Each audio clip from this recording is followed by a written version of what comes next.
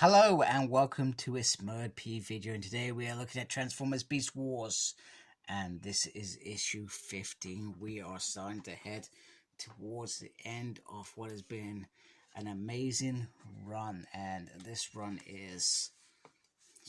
issue, if I can get that correct, is written by Eric Burnham, who will see the series out for IDW. The art is by Winston Chan, so we've had a change in artists. We got colors by Ali Wright and letters by Nathan Widdick and Jake Wood, and then we got a previous here. And this is the Children of the Valk. Here are all the characters in here. Here's a roll call. And at the bottom we've got Tornra, Tikana, and Paka. So interesting Valk names, which I think is pretty cool. But they are there. We also have some throw-ins as well, which is pretty cool. So first of all, we get Optimus Primal waking up, and he's trying to figure out what's going on. And we've also got this whole sort of look. So those who will remember, back in 2006, 10 years after the original release, they did like a special 2-pack of Optimus Primal and Megatron, and this is sort of what it looked like. I'm not sure if Ray, it is Ray, isn't it? Winston is a big fan of that particular toy part, but you know what? This is his opportunity to show off art. Anyway, Optimus Primal thinks he's been captured by Megatron and goes straight in for the attack because he's still shaking off the effects of Tarantulas' evil thing, which we know that it will later be probably used for Scorponok to fire in his B-claw. But he also, he's also saying, if you're lying, I'm going to come for you and gut you. It's quite interesting. It's brilliant. However, the static from this shock here has released some of the fogging of his brain, and we find out that Megatron's woken up just before. So he says, I'm just going to wait until my people come and rescue me. And Primal says, wait a minute, if these guys are clever enough to capture us, they can hide us under the radar, put it that way. So Primal's thing is, we should work together. Megatron also points out that they're not getting poisoned from the energon down there as well. And they soon meet some observers, some interesting observers. So Tigertron's thrown in there, Air Razor, as well as Inferno. So these are bots that have, at this point, haven't woken up. So maybe, I guess what Eric, in my mind, is trying to achieve is that there's a reason that these aliens took Tigertron and Air Razor, because they had already used them previously. They were there to be used as vessels, sort of thing. They have no affiliation, and they've had some spiritual awakening, etc. And they refer to the Valk, that they are there to give them sort of ultimatum because they have meddled in their experiments.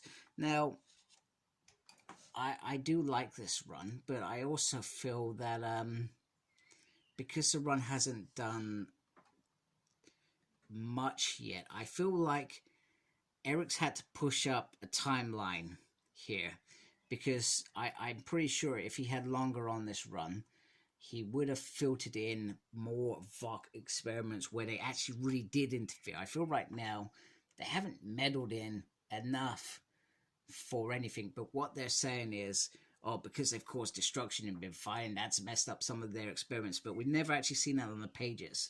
So, but this is now coming to completion quite quickly, and I guess Eric wanted to get his little story around the Valk into the final finale, because otherwise he's probably gonna forever feel like he didn't deliver what he perhaps set out to deliver, what he set out as a writer to deliver, to say, you know what, I don't know how they go for their jobs internally to write these books, or whether they're just chosen, but if he had to do a pitch, you would think he would be saying, I've got this 2-year, 3-year project, and this is what it's about. So anyway, pretty much the Predacons and Primal and Maximals have to be compliant with what they want, not interfere with the planet, and preferably leave immediately. He also suits up a blasting effect there, and the dust comes up. So these non-affiliated Transformers transform to go out. So this is where Primal's brain gets thinking. He thinks the dust came up, and why did these guys transform to go out? And why did these guys purposely go out of their way to transform us into our robot modes when they took us out in our beast modes? And his hunch pays off. Even though Megatron thinks he's clutching at straws, his hunch pays off. And he says, he says, we need to do a truce. We need to get out of here. We need to do a truce. We need to work together. And we've seen how well truces work for Megatron, etc. Now the Vok are watching, and they find this very interesting. So rather than terminate them based on the fact that they're not going to agree to leave, etc., so one of them wants to destroy him. However, two of them want to see how this truce pans out, and they almost say, you know what, let's push them a bit further. Let's push them. So while they're disagreeing and arguing about, let's be careful, etc., the Vok children come flying out of the block to attack them. And it's quite an interesting attack. So there's 4 of them against 2. So Primal tries to negotiate whilst defending himself. However, Megatron goes straight in for the kill, which is obvious. And one thing that I wanted to point out is Inferno still had his characteristics around his Queen Gods, as he put them, in a previous panel that I forgot to say, because I thought that was very interesting that he managed to keep that kind of mindset in there for him to behave the way he does.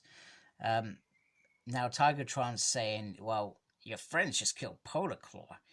You guys not peacefully. He says, and Optimus tries saying, well, it's not me.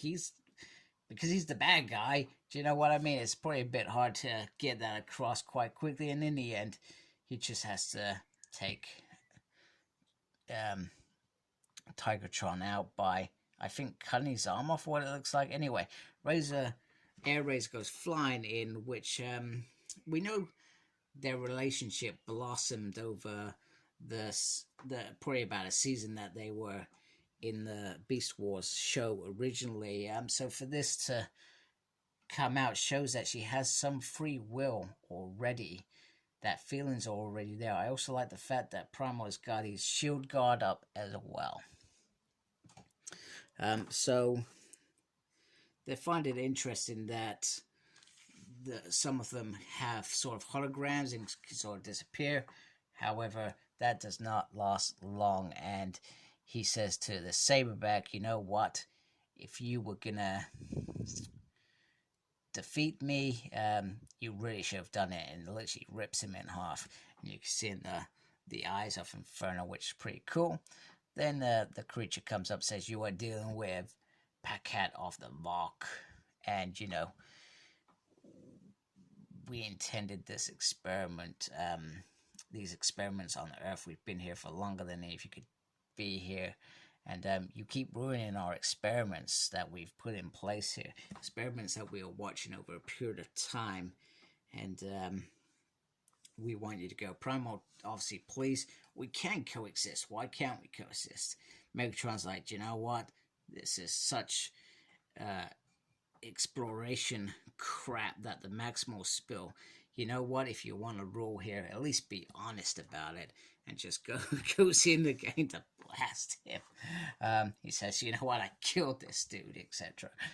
He hasn't killed him, obviously, and they come up. You can see us now. We're finally here. And we have no more patience. and we are more powerful than you could imagine. That's some Obi-Wan stuff there. No pun intended, because it's on Disney Plus in the last week, which I'm enjoying. And so he pretty much deactivates Megatron. However, Optimus Primal goes in there and says, "Stop, wait, don't do this." Then they find it interesting that you're saying, "We're trying to kill your enemy here. Why are you asking us to stop?" And he says the difference between killing somebody in a battle and then murdering them, it's different. But he says, "Well, Megatron's murdered some beings as well." And he says, "Yeah, but he should be tried for his crimes." So they didn't expect this defense, and they expect that their alliance is perhaps stronger than they imagined. And one of them says, "Doesn't matter, we should destroy them, they defy us." And then he says, "Or maybe you can learn something from us. What opposition forces can do when faced against a more powerful being, if they are allowed to combine before you destroy them." So they find this interest. So Primal plays them like a kipper. He plays to their egos, their want for experiment, to get them to give them more time. And that he gets his agreement. And it's fascinating for them. Primal will just say, "You don't spy on us or anything," because we know that they can spy on them. Yeah, and then they just disappear. And he says, "You won't survive longer, etc. You're fascinating, etc." Which is brilliant. And then Megatron just turns around and says, "Oh, we're doomed." See, that's a C-3PO move there, Megatron. And Primal says he's surprised at Megatron, because he thought you would relish at taking out an enemy out of spite, because that's what you've always done. So it's almost the end, and this is the next issue, part 16. And then we've got, I think it must be like one, in fact, no, Maximo Mailbag. I think they've got enough for the next final issues. And to be honest with you, I'm a bit annoyed at myself, because I actually meant to write in.